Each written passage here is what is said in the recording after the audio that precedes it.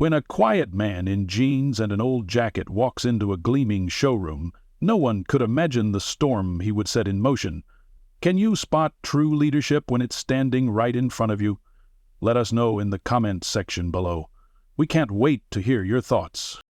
Tim Hayes leaned back in the driver's seat of his weathered Ford F-150, the one he'd bought years ago just after retiring from the Army Rangers.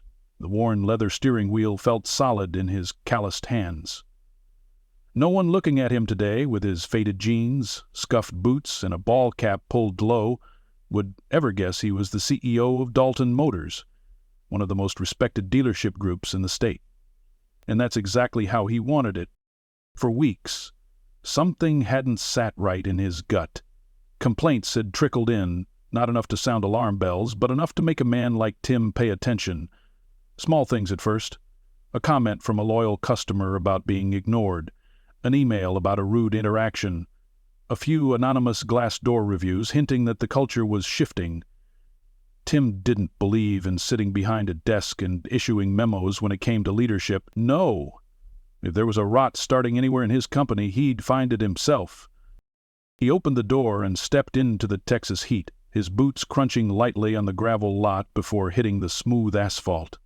The dealership towered ahead, all glass and chrome, the logo he had once drawn on a napkin now proudly shining in the midday sun. Dalton Motors, his pride, his legacy. He pulled the cap a little lower and walked toward the main showroom.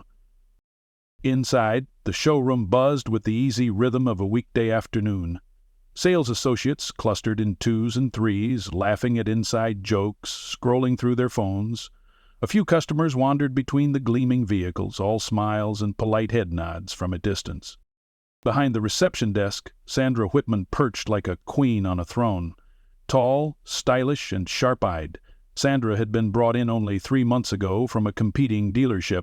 Her resume had been impressive, her interviews even more so.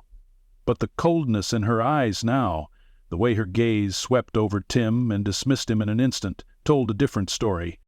Without missing a beat, she turned back to her phone, typing rapidly, her manicured nails clicking on the screen. Tim stood there for a long second. No greeting.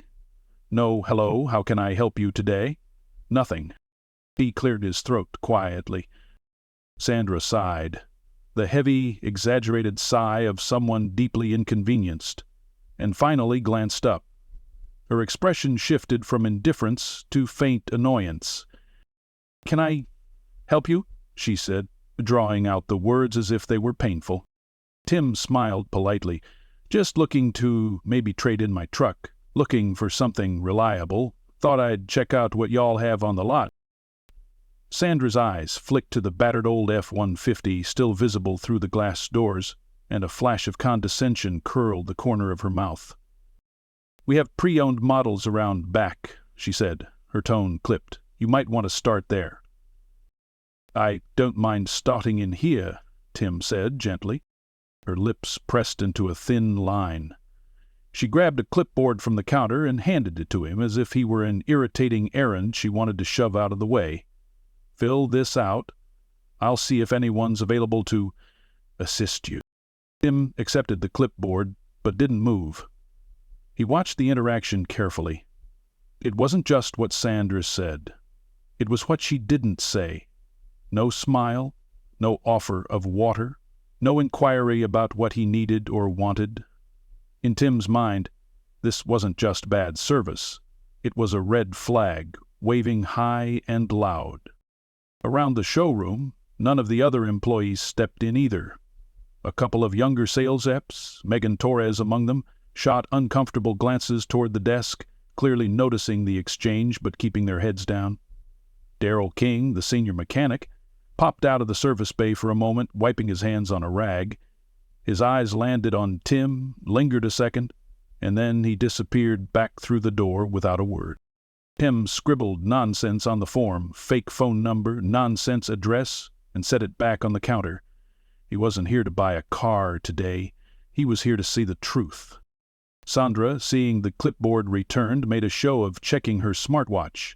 "It'll be a while before anyone's free," she said crisply. "Maybe come back when you have an appointment." Before Tim could answer, the main entrance swung open. Victor Reynolds strode in, wearing a sharp navy suit and carrying an air of authority that turned heads. The regional VP. Tim hadn't told him he was coming today. No one knew. Victor spotted Tim immediately, but didn't react beyond a brief flicker of recognition in his eyes. He approached the reception desk, already sensing the tension in the air. Sandra, noticing Victor's expensive suit and polished shoes, immediately straightened. Her voice transformed, sugary sweet and professional. "Good afternoon, sir. Welcome to Dalton Motors. How can we assist you today?" Victor lifted an eyebrow slightly. "Maybe you should ask him first," he said, nodding toward Tim. Sandra blinked, confused. She turned back to Tim, forcing a smile now, but the damage was already done. Tim pulled off his ball cap, revealing the familiar salt and pepper hair that had once graced the cover of Automotive Dealer Monthly when he'd been named Veteran Businessman of the Year. A slow murmur began to ripple across the room as employees finally recognized him. Tim's voice was steady, calm. "I was just trying to see what kind of welcome our customers get these days," he said. "Guess I got my answer." Sandra's face drained of color. She opened her mouth, searching for words, but nothing came out. Tim turned slightly toward Victor. "Call a meeting, now, everyone." Victor nodded sharply. "Yes, sir." In seconds, the entire staff began scrambling. The laughter and idleness gone, replaced with a nervous buzz. Customers paused their browsing, some lingering to see what was unfolding. Tim didn't need to raise his voice. He didn't need to slam fists or make threats. His presence alone shifted the atmosphere like a storm cloud rolling in. This wasn't going to be a simple reprimand, and it was only just beginning. The conference room wasn't anything fancy. Tim had designed it that way years ago. Long wooden table, sturdy chairs, and a wall with plaques honoring every dealership milestone they'd hit. No massive televisions, no marble floors, just a place where real conversations were meant to happen. Now it was filled with uneasy energy. The employees filed in slowly, each carrying a mix of confusion and dread in their eyes. Megan Torres sat near the door, nervously twisting the strap of her purse. Darrell leaned against the wall with his arms crossed, shooting glances at Sandra, who sat ramrod straight at the far end of the table, her face stiff and pale. Victor Reynolds stood just behind Tim, silent and watchful. Tim didn't sit. He stood at the head of the table, his ball cap resting on the table beside him, his hands steady at his sides. "I didn't call this meeting lightly," Tim began, his voice low and firm. "Some of you know who I am. Some of you maybe not. Either way, today's events tell me I need to reintroduce myself." A few heads nodded slowly, others simply stared. "My name is Tim Hayes. I'm the founder and CEO of Dalton Motors. This dealership, this family, was built by veterans, hard-working men and women, people who understood that respect isn't a privilege reserved for the wealthy. It's a right, one that every human being deserves, no matter what boots they're wearing when they walk through that door." He paused, letting his words sink into the thick air. No one dared to speak. "When I came in today, dressed like any regular man, I wasn't looking for special treatment. I wasn't testing you to see who would kiss the boss's boots. I wanted to see whether we were living the values we claim to believe in." His eyes moved deliberately across the room, locking briefly with each employee's gaze. When they landed on Sandra, her body visibly stiffened. "And what I saw," he continued, his voice turning colder, "was entitlement, dismissal, judgment based on appearance." Megan swallowed hard, guilt flashing across her face even though she hadn't done anything wrong. Tim's gaze softened slightly as he looked at her. "I saw some of you recognize what was happening," he said. "I saw you hesitate. I saw the discomfort, and I understand. Fear can make good people go quiet, but silence in the face of disrespect makes you complicit." Sandra bristled. She opened her mouth, but Tim raised a hand, not angrily, just with finality, and she closed it again. "Now, I don't believe in making examples out of people just for sport. That's not who I am. But accountability? Tim's eyes hardened again. That's non-negotiable. He nodded toward Victor. Victor stepped forward, holding a manila envelope. Miss Sandra Whitman, Victor said, his voice crisp and professional. Effective immediately, your employment with Dalton Motors is terminated. You are being dismissed for cause, specifically for violating company policies regarding customer treatment, discrimination, and creating a hostile environment. Sandra shot up from her chair, her voice rising in disbelief. You're firing me? Over this? Tim didn't flinch. No, Sandra. I'm firing you because the way you treated me today is not an isolated incident. It's a reflection of a deeper problem, one that could destroy everything we've built here if it goes unchecked. You don't even know me, she spat. Her voice was shrill now, desperate. You're making a mistake. I know enough, Tim said simply. And if you think this is just about me, look around. He gestured broadly to the other employees, and indeed many of them, Megan, Darrell, even some of the other salespeople, were nodding subtly, a silent chorus of agreement that perhaps had been waiting too long to speak. Sandra's face flushed a deep blotchy red.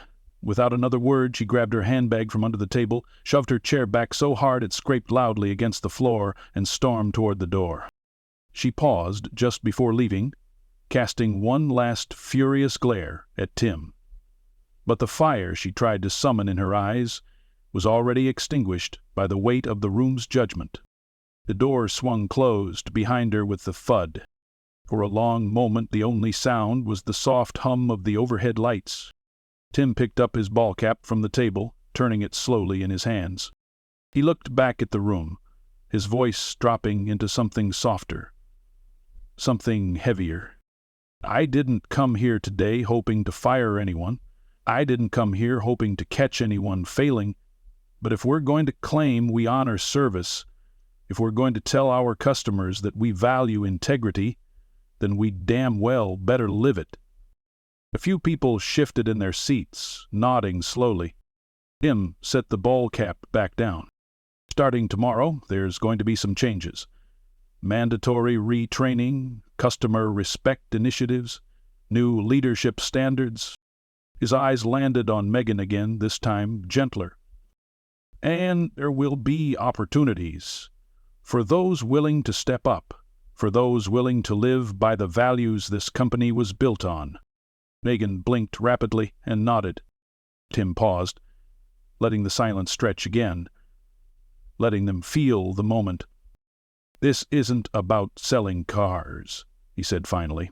It never was. It's about how we treat the people who trust us with their hard-earned dollars.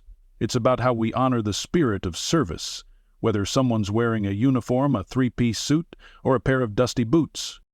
Victor shifted beside him and spoke for the first time since Sandra's dismissal. We're going to give you the tools you need to succeed, Victor said. But you need to bring the heart. You need to want it. Tim nodded in agreement. Dismissed for now, he said quietly. We'll regroup tomorrow morning at 9 sharp, and I expect everyone who wants to stay here to come ready to be better. One by one, the employees rose. Some moved quietly, introspectively. Others exchanged quick looks, not of fear, but of a strange, cautious hope. Megan lingered behind for a second. Tim noticed and gave her a small nod. Thank you, sir, she said in a whisper, her voice thick with emotion. Tim shook his head lightly. Thank me by helping build something you're proud of. As she left, Tim and Victor stood alone in the room. Victor let out a low whistle. Well, he said, that was one hell of a way to make an entrance. Tim allowed himself the smallest smile. Sometimes the only way to find out what's growing, he said, is to tear up the soil. He picked up his cap again, fitting it back over his head, and walked out of the conference room, not with the swagger of a boss, but with the steady, unshakable presence of a man who had fought harder battles and understood that rebuilding always came after the hardest fights.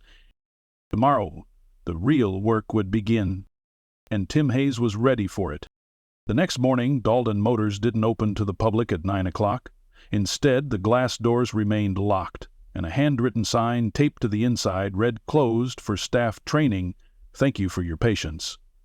Inside, the employees gathered once again in the conference room, but the mood was different today. Nervous energy still lingered, but it was laced with something else now: anticipation. Tim stood at the front, sleeves rolled up, a black marker in one hand and a portable whiteboard dragged into the center of the room behind him. No fancy presentation, no corporate jargon, just a man and a mission. He turned to the group and gave them a brief nod. "Today," he said, "we rebuild." Megan Torres sat in the front row, notebook open, pen ready. Darrow leaned forward in his chair, listening carefully. Even some of the skeptics from the sales team, guys like Todd Brewster and Candace Lee, looked more attentive than they had in months. Tim started by drawing a simple triangle on the board. At each corner, he wrote a word: respect, service, and accountability. "This is it," he said. "The foundation of everything we're going to do from here on out. If what you're about to say or do doesn't honor all three corners of this triangle, don't do it." He stepped back, letting the words settle into the room like stones dropped into still water. "For years," Tim continued, "this dealership grew because people trusted us, not because our prices were always the lowest, not because our showrooms were the flashiest. Because when people walked through those doors, they felt seen, they felt heard, they felt respected." He tapped the whiteboard with the marker for emphasis. Somewhere along the line, we lost that. A heavy silence followed. It wasn't defensive, though. It was the silence of people realizing they had been part of the problem, even if only by standing by and saying nothing. "I don't expect miracles overnight," Tim said, "but I do expect commitment. Starting today, we're implementing 3 new initiatives." He flipped the board over, revealing a fresh side where 3 phrases were written in bold letters: Customer First Interactions, Veteran and Community Priority Program, Staff Empowerment Policy. Tim pointed to the first one. Customer First Interactions. This one's simple. Every person who walks through our doors is treated like they're a VIP. Doesn't matter if they're wearing a Rolex or a Walmart hoodie. Greet them with a smile. Ask if they need help. Offer a drink. Make them feel welcome, not judged. He glanced around the room. No one looked away. Second, Veteran and Community Priority Program. We're doubling down on who we are. We'll offer automatic discounts for veterans, first responders, teachers, nurses, no questions asked. And when we host events, they won't be sales gimmicks. They'll be for charity, for giving back. Tim moved to the final point. Third, staff empowerment. If you see something wrong, disrespect, dishonesty, bias, you don't wait for permission to act. You say something, you do something, and if you're worried about retaliation, don't be. You'll have my personal protection. Victor, standing quietly near the door, gave a slight, approving nod. Tim capped the marker and tossed it onto the tray. "This isn't just about selling cars," he repeated. "This is about who we are when nobody's watching." For a moment the group sat in stunned silence. Then Megan raised her hand hesitantly. "Mr. Hayes," she said, her voice shaking a little, What happens if someone doesn't want to change?" Tim smiled, but it wasn't the easy kind of smile. It was the smile of a man who had seen battles fought on dusty roads halfway across the world and knew that not everyone made it back the same. "Then they don't belong here," he said simply, "and they'll find out soon enough." There was a weight to those words that made the room shift on its axis. Tim clapped his hands once, sharp and loud. "All right. Break into small groups. Victor will pass out scenarios for role plays. Yes, I know you hate them," he added with a smirk when a few people groaned. "Tough. Today's about getting uncomfortable.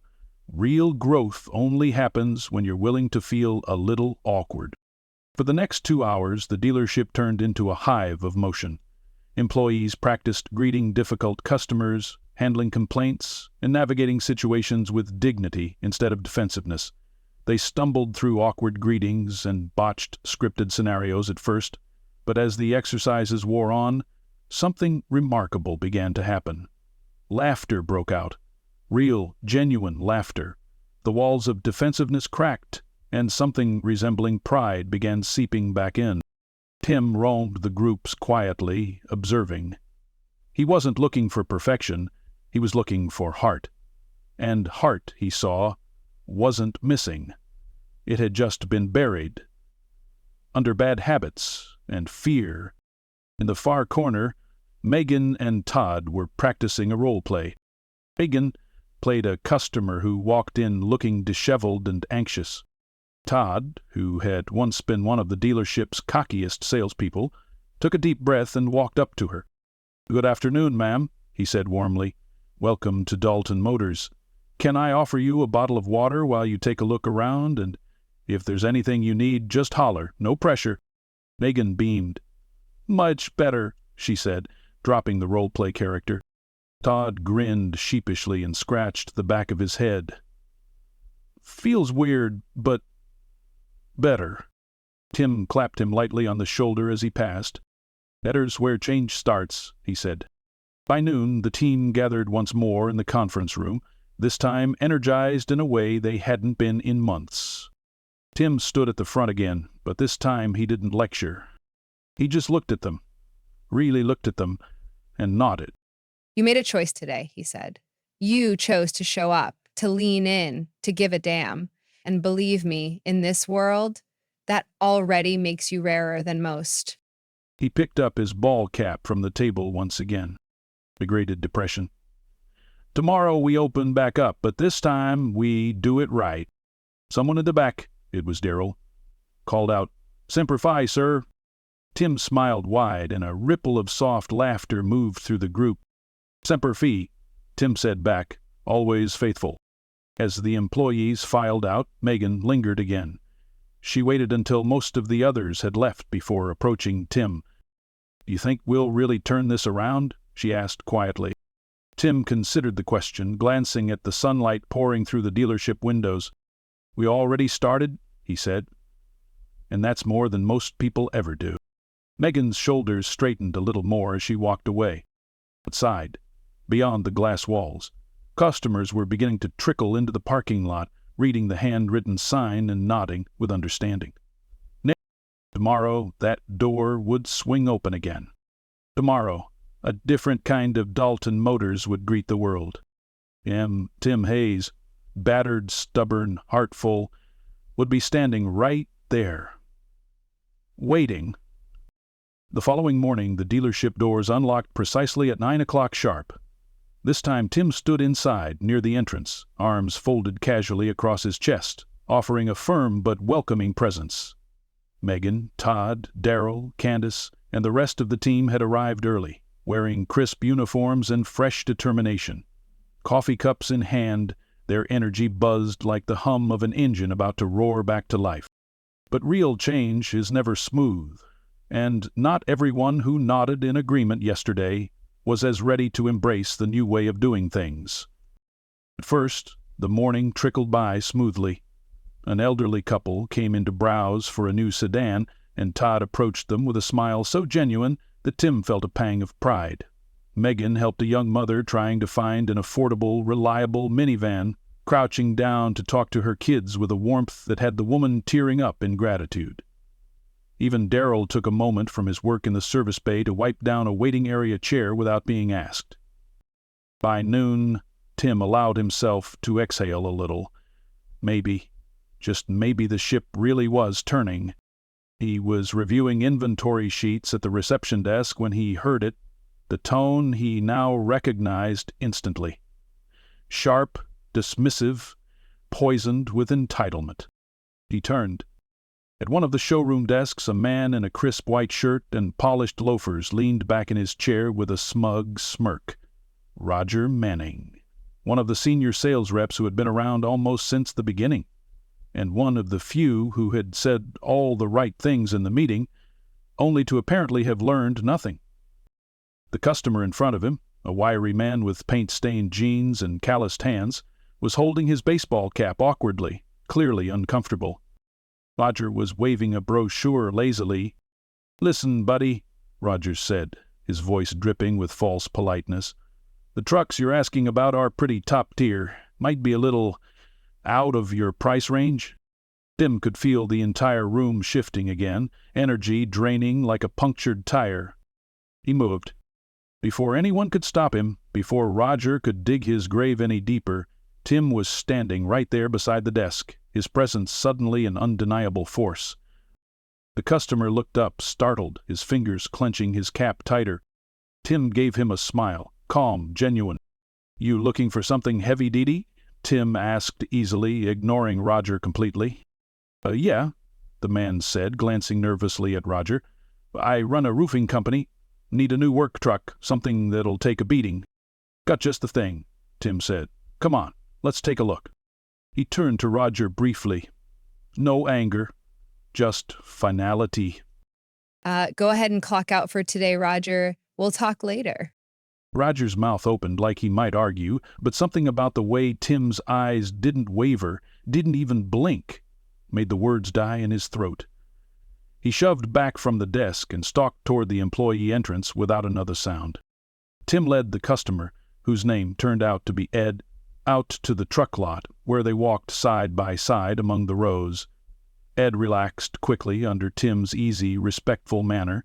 Within 20 minutes, Ed was behind the wheel of a rugged, steel-gray F-250, grinning ear to ear as Megan processed his paperwork inside. When the sale was finalized, Ed shook Tim's hand tightly. "Didn't think I'd be treated this good," Ed admitted, voice rough. "Figured I'd get laughed right off the lot." Tim squeezed his hand back. "You put roofs over people's heads," he said simply. "You deserve to be treated like gold." As Ed pulled away, honking the horn once in a celebratory blast, Tim turned back toward the dealership. And there, leaning against the wall just inside the doors, stood Victor, arms crossed and a slow smile spreading across his face. "Home, will you join us?" "At a time," Victor said, approvingly. "All at a time," Tim echoed. But the day wasn't done testing him yet. By mid-afternoon, a second ripple of resistance surfaced. This time, it wasn't Roger or any other obvious holdout. It was quieter, subtler. Addis Lee, usually one of the more ambitious salespeople, cornered Megan near the service desk, her voice pitched low enough to almost sound innocent. "Hey," Candace said. "Look, I'm all for this respect everyone thing, really.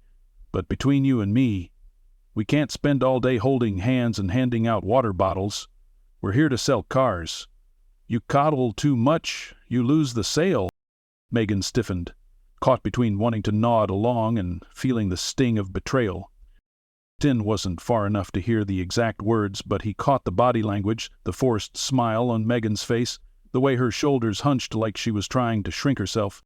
He moved again, not rushing, just walking, with purpose. Candace turned, saw him coming, and smiled brightly like she hadn't just been undermining everything they'd been building. "Hey, Mr. Hayes," she chirped. "Was just telling Megan here how excited I am about all the new changes." Tim stopped beside them, hands on hips. You know, he said lightly, almost conversational. Culture isn't what you say when the boss is standing next to you. It's what you say when you think he's not. Candace's smile faltered slightly, her hands fidgeting with the edge of her clipboard. Tim looked at Megan, then back at Candace. "I'm not asking you to coddle anyone," Tim said. "I'm asking you to treat every person who walks in here like they matter, because they do. And if that's not the kind of place you want to work, you should find somewhere else. Today." He didn't say it with anger. He said it the way a man gives someone a choice at a crossroads. Candace's mouth opened, then closed. She nodded stiffly and muttered something about getting back to her desk. When she walked away, Megan let out a shaky breath. "Thank you," she said quietly. Tim smiled and clapped her lightly on the shoulder. "Don't thank me," he said. "You stood your ground. That's what matters." The afternoon wore on, and though there were more small moments, moments when old habits reared their heads, when judgment flashed a little too easily across faces. They were fewer and fewer. And each time, someone, usually Megan or Todd or even Daryl, stepped in, course correcting, steering the ship back onto its new heading. By closing time, Tim was exhausted. But it was a good exhaustion, the kind that sinks deep into your bones and tells you you've earned it. He sat alone in his office for a moment, sipping a cold bottle of water, watching the last of the employees file out into the evening light. Victor poked his head in. You sticking around? Yeah, Tim said, just soaking it in a little. Victor nodded. You know, he said, what you're doing here, it's not just fixing a dealership. It's setting an example, reminding people of what good leadership looks like. Tim chuckled dryly. Feels a lot like pushing a boulder uphill. Victor grinned. Maybe, but the view from the top's going to be worth it. Tim smiled, leaning back in his chair. He knew the battles weren't over. Change would come slow, with setbacks and days that made him wonder if it was even worth it. But looking out at the empty showroom, gleaming floors, the lingering echoes of real laughter, real connection, he felt something he hadn't felt in a long time. Hope. And he wasn't about to let go of it now. 2 weeks passed, and with each day, the heartbeat of Dalton Motors grew a little stronger. Customers started talking, not just about the deals or the cars, but about the way they were treated. Word spread through Brighton like wildfire. Stories of small kindnesses, stories of patience, respect, and a no-pressure experience that made people feel like family instead of a transaction. Tim Hayes moved through the dealership like a steady current, always there but never looming. He spent more time on the floor than he did behind his desk, checking in, giving nods of encouragement, quietly setting expectations by his very presence. It wasn't about grand speeches anymore. It was about consistency, about showing up. But as anyone who's ever rebuilt anything knows, success always draws scrutiny and challenge. It was a Thursday morning when Victor walked into Tim's office holding a slim white envelope and wearing a grim look. You're going to want to see this, he said, tossing the envelope onto Tim's desk. Tim opened it carefully. Inside was a formal letter on corporate stationery from the Dalton Motors Board of Directors. A mandatory review, questions about the recent shakeups, concerns about profitability, hints, subtle but sharp, that if results didn't improve immediately, changes in leadership would be considered. Tim read it twice, then set it down slowly. Victor paced, hands jammed deep into his pockets. They're spooked, Victor said. Sandra's been talking, spinning the story her way. Tim nodded once, slow and calm. He'd expected pushback, he just hadn't expected it so soon. Did I see the new sales numbers yet? He asked. Not yet, Victor said, end of the month reporting. Until then, all they have are whispers and speculation. Tim leaned back in his chair, staring at the ceiling for a long moment. He wasn't angry, he wasn't even particularly surprised, but he was tired of fighting battles that should have never needed to be fought in the first place. Victor stopped pacing. You want me to set up a meeting? Get ahead of it? Tim shook his head. All reloaded?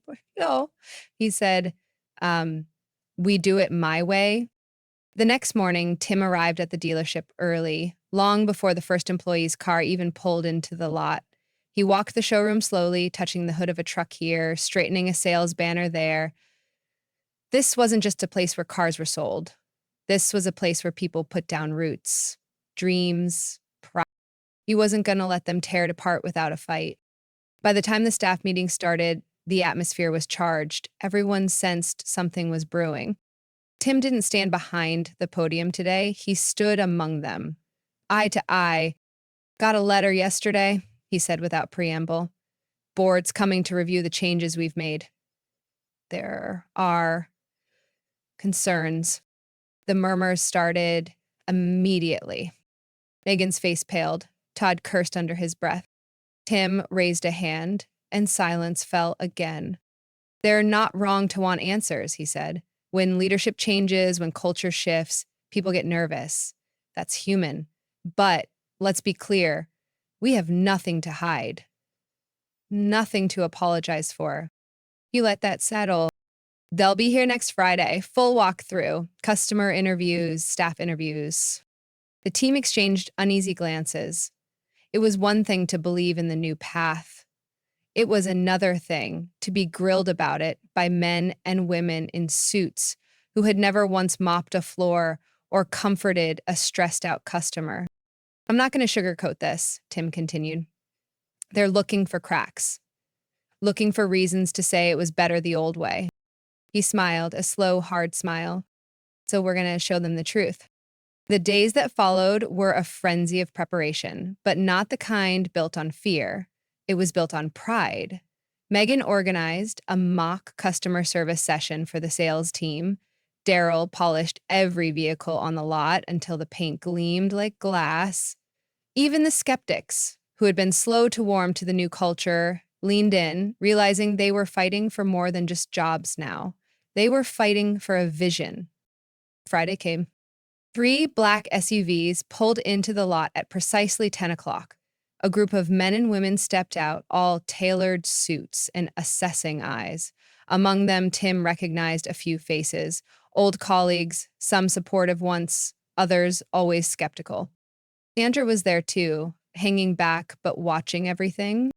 Victor met them at the door with a tight smile and led them inside. Tim stood just past the entrance, waiting. No grand gestures, no fake smiles. When they reached him, he extended a hand. "Welcome to Dalton Motors," he said simply. The board members nodded, some returning the handshake with perfunctory politeness, others with reserved distance. The review began. They watched customer interactions, interviewed random buyers who had wandered in, offering gift cards for a few minutes of honest feedback. They pulled employees aside one by one, asking pointed questions about policies, morale, leadership. Tim didn't hover. He moved through the dealership as he always did, present, engaged, unafraid. When it was Megan's turn to be interviewed, she took a deep breath and looked the gray-haired board member directly in the eye. "This place used to make me nervous," she said. "I was afraid to say the wrong thing, afraid to care too much. Now I come to work proud of where I am, proud of how we treat people. That matters more than any sales quota ever could." When it was Daryl's turn, he didn't sugarcoat either. "I've been fixing cars here for 15 years," he said. "Worked under 4 managers, 3 general sales directors. Never once felt like my opinion mattered. Until now."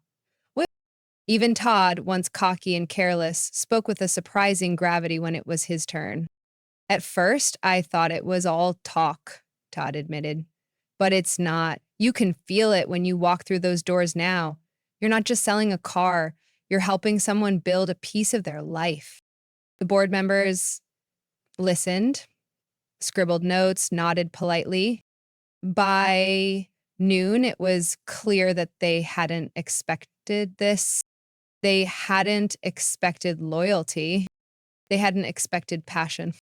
And they sure as hell hadn't expected that the man they thought of as an aging relic, a stubborn veteran too, set in his ways, had actually read the future better than they had.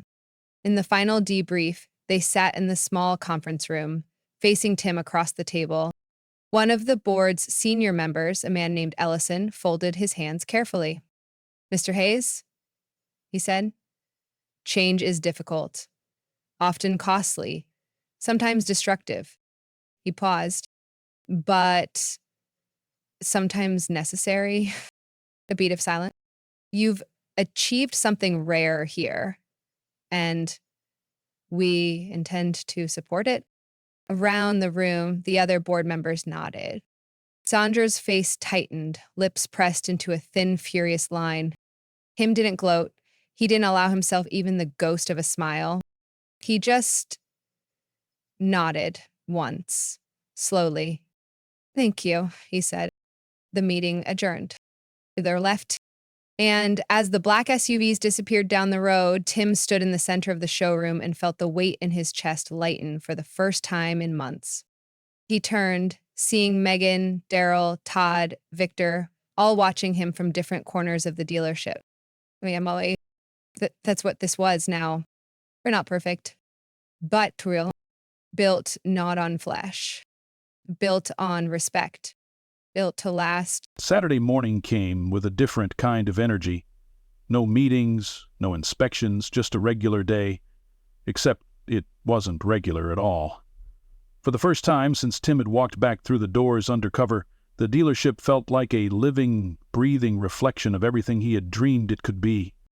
The early sunlight poured through the tall showroom windows, casting long beams across the polished floors.